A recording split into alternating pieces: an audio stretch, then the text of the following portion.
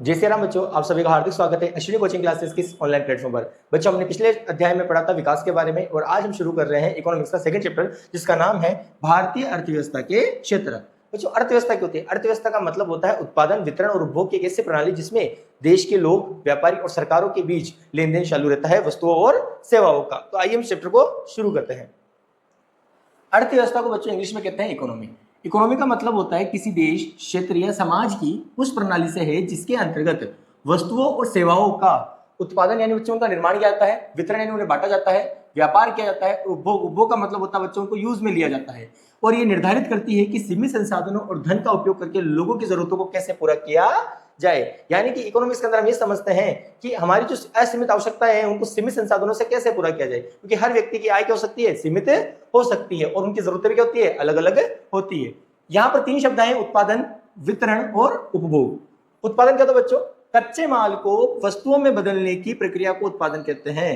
यानी बच्चों प्रकृति से प्राप्त जो भी कच्चा माल है, चाहे हमारे लिए कुछ भी ले लो जो हमारे को बाद में काम में आता है, जैसे लकड़ी, कोयला, सोना, चांदी, उनको उपयोगी वस्तुओं में बदलना, वो कहाँ बदला जाता है बच्चों? वो बदला जाता है कारखानों में, यानी कि उद्योग में। वितरण क्या होता है? उत्पादों को उत्पादकों से उपभोक्ता तक पहुंचाने की प्रक्रिया को वितरण कहते हैं। यानी कि जो कंपनीज होती है, प्रोडक्शन कंपनी, वहां से निर्मित वस्तुओं को कस्टमर तक पहुंचाने का काम कौन करता है? वितरण प्रणाली द्वारा किया जाता है। जैसे कि परिवहन से गोदामों में लाया जाता है बच्चों, गोदाम से होलसेलर जो होते हैं, थोक विक्रेता, उनके पास, और फिर हमारे रिटेलर्स जो खुदरा, जो गली मोहल्ले में दुकान होती है, उनके पास पहुंचाया जाता है। उपभोग का मतलब होता है बच्चे कस्टमर द्वारा खरीदी गई चीज का भी यूज में लेना।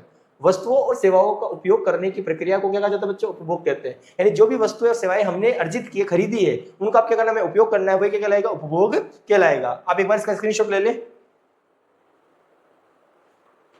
चलिए बच्चों, अब आगे देखते हैं। अब हमें यह तो समझ में आ गया कि उपभोग, वितरण और उत्पादन होता क्या है। अब हमें यह समझना है कि हम आय अर्जित कहां से करते हैं, यानी देश में जो लोग काम कर रहे हैं वो कौन कौन से क्षेत्र से पैसा अर्जित करते हैं। तो याद रखना बच्चों, ऐसे क्रियाकलाप जिनको करके जीवन यापन के लिए आय की प्राप्ति की जाती है, वो कौन से क्रियाकलाप कहलाते हैं? आर्थिक क्रियाकलाप। यानी कि अपने जीवन को जीने के लिए पैसों की जो आवश्यकता होती है वो कैसे पूरा करते हैं, वो कौन सा काम करके पैसे अर्जित करते हैं, वो कौन से कहलाते हैं? आर्थिक क्रियाकलाप। और ये कौन से होते हैं? तीन, प्राथमिक, द्वितीयक और तृतीयक। प्राथमिक क्षेत्र में बच्चों खेती, पशुपालन, मछली पालन आदि किया जाता है। इस क्षेत्र में प्राकृतिक संसाधनों का उपयोग करके वस्तुएं प्राप्त की जाती है और धन अर्जित किया जाता है। द्वितीय क्षेत्र क्या होता है? इसमें उद्योगों में उत्पादन होता है, यानी कच्चे माल को उपयोगी वस्तुओं में बदला जाता है और उपभोक्ताओं तक पहुंचाया जाता है। यानी कि इस क्षेत्र में प्राकृतिक संसाधनों को बदलकर उपयोगी वस्तुएं बनाई जाती है। तीसरा बच्चों तृतीय क्षेत्र। ये दोनों क्षेत्रों से बिल्कुल अलग है। क्यों अलग है? इस क्षेत्र में सेवाएं प्रदान की जाती है और लोगों की आवश्यकताओं को पूरा किया जाता है। सेवाएं मतलब अगर कोई बीमार है तो उसका इलाज कौन करे? डॉक्टर। डॉक्टर ने उसको कोई वस्तु नहीं दी है, डॉक्टर ने अपनी क्या दी? उसको सेवा दी है, जिससे उसका इलाज हुआ और वो ठीक हुआ। तो ये होते हैं तृतीय क्षेत्र। अब इसको एक नोट कर लें।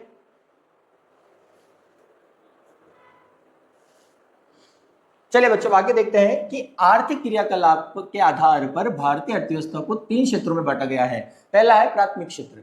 प्राथमिक क्षेत्र वो क्षेत्र है बच्चों जिसमें प्राकृतिक संसाधनों का प्रयोग करके वस्तुओं का उत्पादन किया जाता है। इसे हम क्या बोलते हैं? कृषि या सहायक क्षेत्र भी कहते हैं। जैसे कि कृषि, पशुपालन और खनन, यानी प्रकृति से प्राप्त उत्पादों को यूज में लेना और उससे आय अर्जित करना होगा प्राथमिक क्षेत्र में, जैसे कि कृषि, पशुपालन और खनन। दूसरा है द्वितीय क्षेत्र। वह क्षेत्र जिसमें प्राथमिक क्षेत्र से प्राप्त वस्तुओं को लेकर नई वस्तुओं का निर्माण किया जाता है, द्वितीय क्षेत्र कहलाते हैं। यानी कि जो प्राथमिक क्षेत्र से जितनी भी वस्तु है कच्चे माल के रूप में, उनको फैक्ट्रियों में लाया जाता है और उन्हें उपयोगी वस्तुओं में बदला जाता है, वो कौन सा होता है? द्वितीय क्षेत्र। इसे हम औद्योगिक क्षेत्र भी कहते हैं और निर्माण क्षेत्र भी कहते हैं। उदाहरण के लिए बच्चों, रुई से धागा बनाना, गन्ने के रस से चीनी बनाना, लकड़ी से कुर्सी बनाना इत्यादि। तृतीय क्षेत्र क्या होता है बच्चों? तृतीय क्षेत्र प्राथमिक व द्वितीय क्षेत्र के उत्पादन गतिविधियों में सहायता करता है। यानी प्राथमिक और द्वितीय क्षेत्र की जो भी उत्पादन गतिविधियां हो रही है उसमें मदद कौन करेगा? तृतीय क्षेत्र की। इसमें सेवा दी जाती है। जैसे कि अब कोई भी वस्तु लाई जा रही है, उसको समय पर और स्थान पर कौन पहुंचाएगा? परिवहन पहुंचाएगा। इसलिए वो कौन है? एक तरह की सेवा है, तो इसे सेवा क्षेत्र भी कहते हैं। उदाहरण के लिए बच्चों, बैंकिंग और परिवहन। इसे आप नोट कर ले एक बार।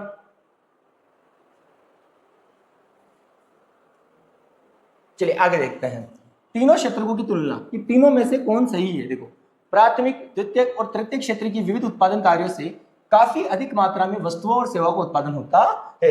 यानी इन तीनों क्षेत्रों को मिलाने से हमें ये पता चलता है कि हमारे पास इस देश में बहुत सारी वस्तुओं का उत्पादन हो रहा है। अब उन वस्तुओं का हमें गणना करनी पड़ेगी कि कौन कौन सी वस्तुओं से हमें कितनी कितनी आय अर्जित हो रही है। साथ ही इन क्षेत्रों में काफी अधिक संख्या में लोग वस्तु और सेवाओं का उत्पादन के लिए काम भी करते हैं। यानी इन क्षेत्रों में लोग भी काम कर रहे हैं, तो हमें यह भी पता करना है कि किस क्षेत्र में कितने लोग काम कर रहे हैं। इसलिए अगले चरण में यह देखना है कि प्रत्येक क्षेत्र में कितनी वस्तुएं और सेवाएं उत्पादित होती है और कितने लोग उस क्षेत्र में काम करते हैं। किसी अर्थव्यवस्था में कुल उत्पादन और रोजगार की दृष्टि से एक या अधिक क्षेत्र प्रदान होते हैं, जबकि अन्य क्षेत्र क्या होते हैं, अपेक्षाकृत छोटे होते हैं। देश में प्रत्येक क्षेत्र की विविध वस्तुओं और सेवाओं की गणना, यानी कि हर क्षेत्र में कितनी वस्तु और सेवाएं उनकी हमको करनी है, गणना करनी है। तीनों क्षेत्रों में हजारों की संख्या में वस्तुओं और सेवाओं का उत्पादन होता है और इनकी गणना करना असंभव कार्य है। तीनों क्षेत्रों को अगर मिलाया जाए तो असंख्य वस्तु और सेवाओं का निर्माण हो रहा है। अब जिनको टोटल करना है, इनको गिनना वो तो असंभव है। अर्थशास्त्रियों ने वस्तुओं और सेवाओं के मूल्य के योग को सही बताया है, इसलिए तीनों क्षेत्रकों को केवल अंतिम वस्तुओं और सेवाओं के मूल्य की गणना की जाती है, उसके बाद योगफल प्राप्त करते हैं। केवल अंतिम वस्तु और सेवाओं की गणना क्यों की जाती है, ये सवाल हमारे मन में आया होगा। तो अर्थशास्त्रियों ने बेटा एक इसका उपाय निकाला, किसी उन्हीं वस्तुओं का हम योग करेंगे जो अंतिम वस्तु है। अंतिम वस्तु का मतलब है जो मार्केट में पूरी तरीके से बिक चुकी है और उपभोक्ता तक पहुंच चुकी है। अब सिर्फ उन्हीं का वस्तु होगा। तो हम ये करते क्यों, अंतिम वस्तुओं का ही योग क्यों करते हैं? तो देखो इसका कारण क्या है, दोहरी गणना की समस्या से बचने के लिए केवल हम अंतिम वस्तुओं का ही योग करते हैं, जिससे हमारे पास जीडीपी निकलती है। अंतिम वस्तुएं क्या होती, देखो दोहरी गणना क्या होती है और अंतिम वस्तु क्या होती है। दोहरी गणना क्या है, वह त्रुटि यानी कि वह गलती जो राष्ट्रीय आय या जीडीपी की गणना करते समय होती है। इसमें एक ही वस्तु या सेवा की मूल्य को उत्पादन के विविध चरणों में एक से अधिक बार गिन लिया जाता है या जोड़ दिया जाता है, जिससे देश की राष्ट्रीय आय वास्तविक अनुपात से बढ़ जाती है। यानी कि अगर हम उसको रेट को, तीनों क्षेत्रों की रेट के अगर हम अंतिम वस्तुओं के मूल्य को नहीं जोड़ेंगे बच्चों, तो इससे क्या होगा, उस वस्तु की रेट अपने आप ज्यादा दिखेगी और राष्ट्रीय आय में भी क्या दिखेगी, बढ़ोतरी, जो कि बिल्कुल गलत है। उदाहरण से समझते बच्चों इसका कि बिस्कुट के अंतिम मूल्य में सभी क्षेत्रों का योगदान होता है। वो कैसे होता है ये समझते देखिए। यह प्राथमिक क्षेत्र किसान द्वारा गेहूं का उत्पादन किया जाता है, उससे बेचता है। किसान ने आटा मिल को 20 रुपए प्रति किलोग्राम की दर से बेचा था, यानी किसान का योगदान कितना हुआ, 20 रुपए। यानी कि हम कह सकते हैं कि जो प्राथमिक क्षेत्र था उसने कितना योगदान दिया, 20 रुपए। अब दूसरे बात है, ये कौन सा होता है, द्वितीय क्षेत्र, क्योंकि ये औद्योगिक इकाई है यानी फैक्ट्री। आटा मिल, ये क्या करते हैं, उस आटे को पीसेंगे और किसमें निर्माण करेंगे, बाद में बिस्कुट के लिए।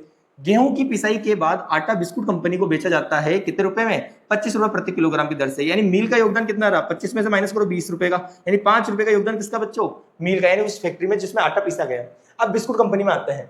आटा और अन्य सामग्री मिलाने के बाद जिसमें चीनी, तेल जैसी चीजों का उपयोग करके बिस्कुट के 4 पैकेट बनाते हैं, और ये कहा जाता है कि इन बिस्कुट के 4 पैकेटों की कीमत कितनी है, 80 रुपए। तो हम कह सकते हैं कि जो बिस्कुट कंपनी, उसका योगदान कितना है, मात्र 55 रुपए। तो बिस्कुट कंपनी ने बाजार में उपभोक्ताओं को 80 रुपए में 4 बिस्कुट के पैकेट बेचे हैं। तो उपभोक्ता द्वारा वस्तु का मूल्य भी कितना चुकाया गया होगा, 80। तो ये जो 80 रुपए बच्चों, यही हमारे लिए क्या है, अंतिम मूल्य। और इसी की गणना हम किसमें करेंगे, जीडीपी में। क्यों, अगर हम तीनों को वापस जोड़ेंगे तो इनका योग ज्यादा आएगा, जिससे क्या होगा, राष्ट्रीय आय में बढ़ोतरी होगी। अंतिम मूल्य 80 में सभी का योगदान है। किसान के 20 रुपए का योगदान है, आटा मिल के 5 रुपए का, और बिस्कुट कंपनी कितने का बच्चों, 55। तो उपभोक्ता द्वारा भुगतान कितने का हुआ, 80 रुपए का। इस प्रकार बिस्कुट का अंतिम मूल्य 80 ही है, जिससे किसान, आटा मिल और बिस्कुट कंपनी सभी क्षेत्रों का योगदान शामिल है, और यही अंतिम मूल्य हम जीडीपी में ऐड करेंगे। अब हम समझते हैं जीडीपी क्या होती है। जीडीपी को बोलते हैं सकल घरेलू उत्पाद, यानी कि ग्रोस डोमेस्टिक प्रोडक्ट, और शॉर्ट में इसको बोलते हैं जीडीपी। इसको उसी उदाहरण द्वारा समझते हैं कि एक प्राथमिक क्षेत्र द्वारा जिस किसान ने गेहूं बेचा था, वो बेचा था 20 रुपए किलो के हिसाब से, और द्वितीय क्षेत्र में इसके आटा मिल ने इसको आटा बेचा 25 रुपए के हिसाब से, और तृतीय क्षेत्र में सेवाएं दी गई, बिस्कुट कंपनी ने बिस्कुट बेचे कितने में, 80 रुपए में। तो उपभोक्ता ने बिस्कुट खरीदा कितने में, 80 रुपए में। क्यों, इसमें प्राथमिक, द्वितीय और तृतीय क्षेत्रों के तीनों का योगदान शामिल है। इसलिए जब इनकी जोड़ करेंगे बच्चों, तो हमारा जो सकल घरेलू उत्पाद होगा वो भी कितना कहलाएगा, 80 ही कहलाएगा। तो जीडीपी फुल फॉर्म क्या होती है बच्चों, इस प्रकार एक वर्ष में देश के अंदर उत्पादित सभी अंतिम वस्तुओं और सेवाओं के कुल मूल्य को ही हम जीडीपी कहते हैं। यानी कि एक देश में, उस देश की सीमा रेखा के अंदर जो भी वस्तु उत्पादन हो रहा है, उसके अंतिम मूल्य का योग हमारे लिए कहलाएगी, जीडीपी कहलाएगी, और ये अर्थव्यवस्था के आकार को दर्शाता है। आई होप अभी आपको चैप्टर समझ में आ रहा होगा। अगले पार्ट में मिलते हैं चैप्टर के आगे की